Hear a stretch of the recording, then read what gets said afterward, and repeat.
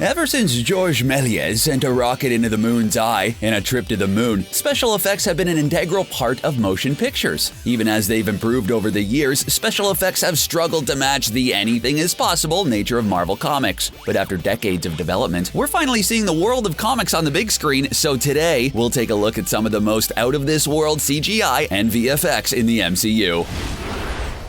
Doctor Strange officially introduced magic to the world of the MCU after dancing around this subject with Thor and the Asgardians. While they still provide a theoretical framework for the science of magic, in the end, he is the master of mystical arts. Of course, the skeptical surgeon, Doctor Strange, didn't accept this world at face value when he first met the Ancient One in search of a cure for his shattered hands. To show the reluctant Strange the worlds he's not seeing, she launches him on an astral roller coaster ride through the multiverse. For the MCU, the multiverse is how magic works, by manipulating the energies and properties to affect our reality. Strange's kinetic tour hurls him from one bizarre world to the next, each one molding itself out of the last. It's such a heart-pounding journey that Mordo actually has to check on the good doctor's heart rate. Some of the realms might actually be familiar. As she talks about healing realms, it looks a bit like he's in the quantum realm. There's even a moment or two where it looks like Strange is skipping along the Bifrost. Whether it's seeing a butterfly in orbit or fingers sprouting hands, creepy. It was an unreal introduction to the magic of the MCU.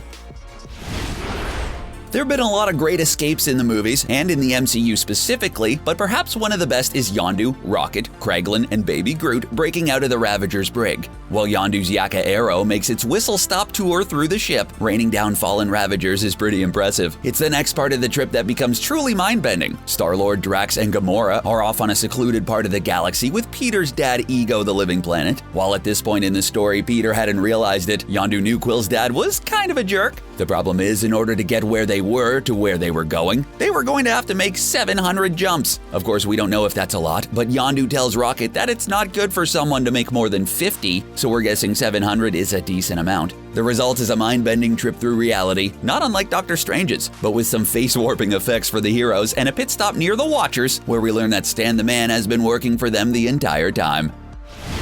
Superhero costumes in the movies have come a long way, from the stretched cotton of the serials and TV shows to spandex to bat nipples. Ugh, bat nipples. Costume designers have struggled to find a way to interpret some of the more outlandish superhero looks, but some are better than others. While the Marvel Cinematic Universe kicked off with 2008's Iron Man, we do get a glimpse of how they'd be approaching the look of their characters. While we may never see the pointed headpiece and leotards on Scarlet Witch or Hawkeye's giant purple mask for the most part, we're going to get costumes reasonably close to those we saw on the pages. To the sounds of Black Sabbath, Tony burst out of the cave in Afghanistan in the Iron Man Mark I armor, setting the tone, but it's the armor that followed which really amazed. With a combination of both CGI and costume pieces for scenes with Tony just walking around, audiences got living and tactical Iron Man suits with the cool silver and red, and gold and red color combinations the comic book Tony Stark has used over time. He's also gone from the comic book favorite suitcase armor to Infinity War's adaptive nanotech armor, making the steady progress we've come to expect from someone like Stark. A lot of superhero stories, or hero stories in general, are about transformation. Someone who is weak or powerless becomes strong and powerful. This is certainly true of the first Avenger, Steve Rogers. When we first met Steve, he's constantly being rejected by the Army as he volunteers to fight in World War II. From the Steve we know now, that seems ridiculous, but the pre-super soldier serum Steve Rogers is a different thing altogether. While actors have been known to put on and lose weight for roles, it would have been pretty difficult for Captain America actor Chris Evans to lose 6 inches in height and be skinny enough to make the striking difference between pre- and post-serum Steve. To achieve the effect, they explored motion capture and face replacement, but in order to keep the performance as organic as possible, they settled on taking the longer route by digitally reducing his body frame by frame. Talk about doing things the hard way. But the results are amazing. A believable skinny Steve Rogers navigates his way through the training program, even going so far as to modulate his voice so that it sounds like it's coming out of a 90-pound skinny kid instead of a super soldier.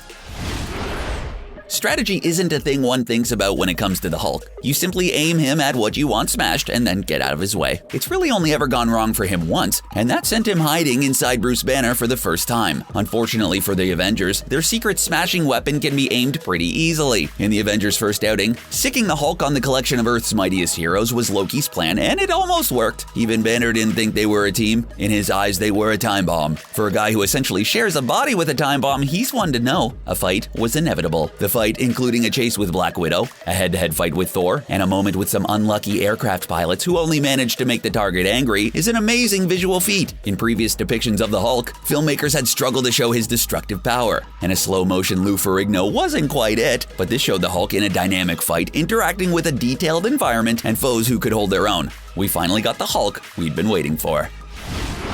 With the magical reality-bending abilities of Doctor Strange, it stands to reason it has several amazing effects scenes that take us out of this world. When the wizards of the MCU do battle, there's one tool they have at their fingertips to make sure no one gets hurt. They can't count on Nick Fury showing up with a timely helicarrier. They access what they call the mirror dimension, which looks a lot like ours, but they can't affect the real world in it. As a bonus, their ability to manipulate reality gets cranked up to 11. The result is a reality-bending, kaleidoscoping New York City that twists and turns on itself while the sorcerers do battle. It's super duper trippy. To create the reality-bending effects in the mirror dimension, they went to the birthplace of modern special effects, industrial lights and magic. They started with a three-dimensional model of a New York City block, and then added digital mirrors that would split the reality. What follows is a lot of crazy math, including fractional geometry, and a special kaleidoscope program that they had to make to create a reality-bending MC Escher cityscape for Doctor Strange to fight the disciples in. Yeah, it's pretty complicated.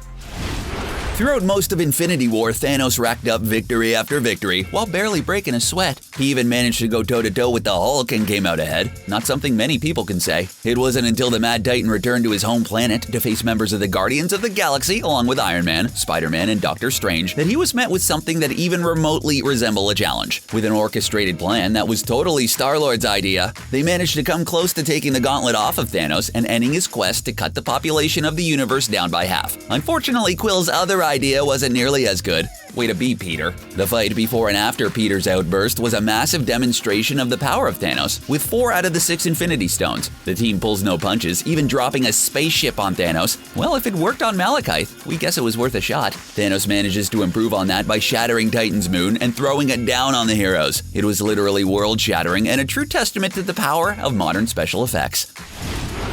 2016 was the year superheroes didn't get along very well. In the MCU end of things, Earth's mightiest heroes were initially torn apart by differences regarding the Sokovia Accords. Things really came to a head when it turns out it was Captain America's bestie who was the one responsible for Tony Stark's parents' death. We don't think their mom's name is gonna solve this one. The centerpiece of Captain America Civil War is a showdown between Team Cap and Team Iron Man at an airport in Germany. Not only did it feature all of our old favorites from previous movies, it also introduced us to 2 new heroes in Black Panther and Spider-Man, who we waited a long time to see in the MCU. Even better, other heroes got some new tricks, including a Scott Lang that can grow super duper large. Superhero movies have been criticized for ending with a faceless horde of foes that the heroes can dispatch in large numbers, but the showdown in Berlin featured hero against hero. From Cap's physics-defying shield to Spider-Man's agile movement, the fight features all of the heroes fighting in their unique styles, bringing the comic books to life in a new and dynamic way.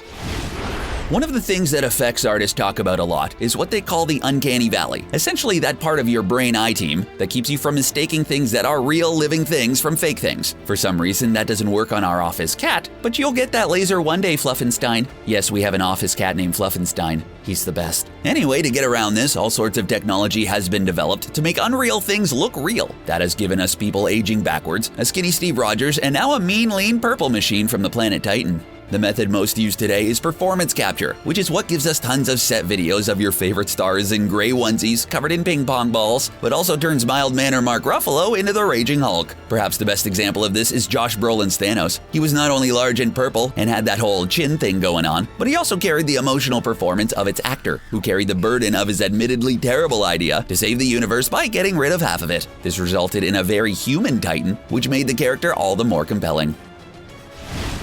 The next big thing in creating artificial characters for the screen is hair and fur. All those individual strands. It's hard enough to get real hair to do what you want. To top the challenge off, for Rocket of Guardians of the Galaxy, they had to do it for a 3-foot-tall anthropomorphic raccoon. To create a raccoon as engaging as Rocket, they had to employ a number of production techniques. On set, they used a variety of tools to mark Rocket's position, including a raccoon doll, giant green balls, and even a stand-in with a t-shirt where Rocket's face would be. In post-production, they got to take all of that out, recreate the environments, and create the movements for the raccoon with a bad attitude. Who doesn't like being called a raccoon? Not that Trash Panda is any better. All of this is then synced with the voice recordings of Bradley Cooper. The level of detail in the animation and integrating the animated Raccoon into real sets is remarkable. Like Thanos, Rocket ends up delivering some emotional scenes, whether it's raging about his own creation, having a heart-to-heart with Yondu, or comforting a distraught Thor. They even used an actual raccoon as a reference named Oreo, who attended the premiere with James Gunn.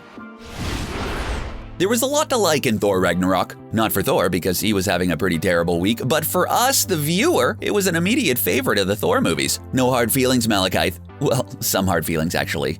You suck! Between the battle world of Sakaar, Gladiator Hulk, the antics of the Grandmaster, Hela and her hammer-breaking ways, it was quite the ride. It also introduced filmgoers to one of Asgard's other heroes, Valkyrie. Valkyrie was in the unfortunate position of knowing exactly how big of a menace the Odin son's big sis really was. When Odin decided Hela needed to be contained, he sent his army of Valkyrie to stop her. It didn't end up going very well for them, and our Valkyrie was the only one to survive. It was the kind of epic mythical battle that could only take place in a realm like Asgard. The flashback sequences that depicts the final charge of the Valkyrie was an amazing atmospheric moment in the often lighthearted film despite what transpired. The slow-motion depiction of Hela's necro swords taking down Asgard's protectors also gave us an insight into what had driven the former noble warrior to a life of hard drinking and gladiator selling, but still being all around awesome.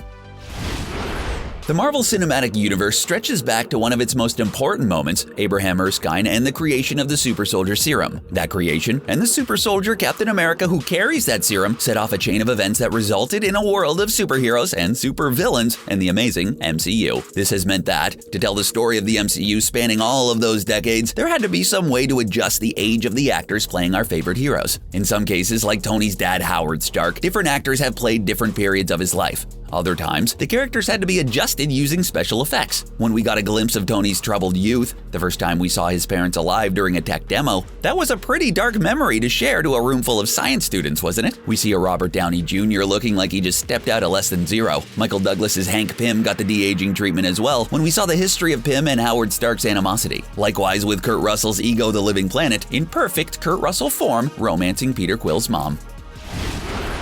Some of the out-of-this-world effects were quite literally out of this world. In the Marvel Cinematic Universe, Asgard turns out to be a real place, and figures like Thor, Loki, and Odin the Allfather are real beings. Asgard is actually a magical place, unlike Tahiti from Agents of S.H.I.E.L.D., which wasn't really a magical place, but a horrible science nightmare. Creating the magic and grandeur of the realm of the gods of Norse mythology was a masterstroke of various art departments coming together to create a realm that's both unreal and yet feels like an actual place of magic. The costumes, complete with their relative faithfulness to their comic book counterparts, down to Loki's horned helmet, complement and blend in with the set decoration that makes up the grand halls and courtyards of the capital of the Nine Realms. The CGI and miniatures that make up the large picture of Asgard included the waterfalls cascading off its flat edges, or the rainbow bridge that takes Asgardians to the Bifrost, completing a picture of an otherworldly paradise which we'll miss since Surtur Monster mashed all over it. In the Captain Marvel trailers, there's a clip of the titular Captain Marvel giving a young Nick Fury a hard time about putting the logo of the secret organization S.H.I.E.L.D. on a hat. Clearly, she hadn't visited S.H.I.E.L.D. headquarters complex, the Triskelion. This massive complex and hangar for the also massive helicarriers and Project Insight is the setting for Captain America the Winter Soldier. After Hydra's infiltration of S.H.I.E.L.D. and true purpose of Project Insight is revealed, Steve Rogers and his new pal Sam Wilson have to take down the helicarriers as they launch. All of this while Steve's old pal Bucky Barnes is programmed to be the mercenary Winter Soldier and tries to stop them. There's a lot to like in the whole fall of the Triskelion, that knife fight on the bridge being one of them. Just like with Asgard, the set design, special effects, and fight choreography managed to come together to create a believable yet mind-blowing setting for Captain America's second solo outing. The sterile marble and glass look of the S.H.I.E.L.D. headquarters, with its beehive of helicarrier hangars, contrasts well against the whirl of destruction that comes in the movie's finale. The Hulk is a simple character to understand because the Hulk smashes things. He smashes things real good. While other characters might have gimmicks like a special shield that can be banked off walls or suits of power armor with tons of gadgets, when it comes to the Hulk, smashing is where it's at. In the first Avengers, we got to see the Hulk smash a helicarrier, the Chitauri, and one puny god of mischief. After delivering the Hulk we had all been waiting for, Age of Ultron had to raise the bar. That came when Wanda Maximoff, aka Scarlet Witch, gave the Hulk a vision of a city that needed smashing. It wasn't clear, but with the Hulk, you don't need complex motivations. To bring the Hulk's rampaging to an end after talking about sunsets didn't work, Tony calls in Veronica, his augmented Hulkbuster suit of armor. The ensuing battle was incredible, with the city taking the brunt of the fight on its chin. More than just smashing smashing through buildings as if they weren't there, as is the usual theme of most superhero fights, the environment actually becomes a part of the fight, making it feel that much more real. Also, it makes you wonder if the Hulk using your car as a battering ram is covered on your insurance. Yeah, hi, I'd like to file a big green rage monster claim. Thank you. Those are just some of the out-of-this-world effects that have made the MCU as amazing as it is. What are some of your favorites? Are there any we may have missed? Let us know in the comments section below, and don't forget to subscribe to CBR for more MCU videos. Thanks for watching.